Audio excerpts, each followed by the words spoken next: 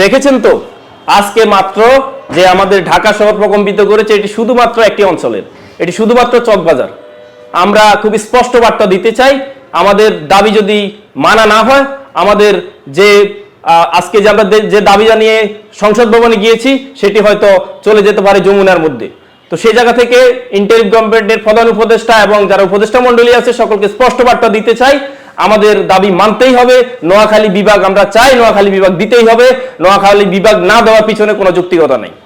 আমি আজকের এই প্রোগ্রাম সফলভাবে শেষ করার জন্য চকবাজার স্টাফ সমিতি এবং চকবাজার ব্যবসায়ী সমিতিকে বিশেষভাবে ধন্যবাদ জানাচ্ছি, এবং যারা ফ্রন্ট লাইনে আমাদের যোদ্ধা যারা ছিলেন, আরিফ ভাই, মানিক ভাই সহ যারা এখানে উপস্থিত ছিলেন, তাদেরকে আন্তরিক ধন্যবাদ জানাচ্ছি। এছাড়াও আজকে আমাদের নোয়াখালীতে যে মহাসমাবেশ হয়েছে, এই মহাসমাবেশে যারা নেতৃত্ব দিয়েছে, বিশেষ করে গত 2-3 দিন থেকে যারা কঠোর পরিশ্রম করে বিভিন্ন উপজেলাকে সমন্বয় করে এই প্রোগ্রামটা আজকে এখানে দিয়েছে, আমাদের নুরুল আমিন খান ভাই এবং ছাত্র নেতাদের মধ্যে টিআই সুজন এবং ওইদিকে নীরব, মিরাজ এবং রাহাত এবং মুস্তাফিজ সহ যারা এখানে নেতৃত্ব দিয়েছে, রজব সহ যারা এখানে নোয়াখালীতে ওই প্রোগ্রাম বাস্তবায়ন করেছে, তারা সহ যারা অংশগ্রহণ করেছে সকলকে আন্তরিক ধন্যবাদ জানাচ্ছি।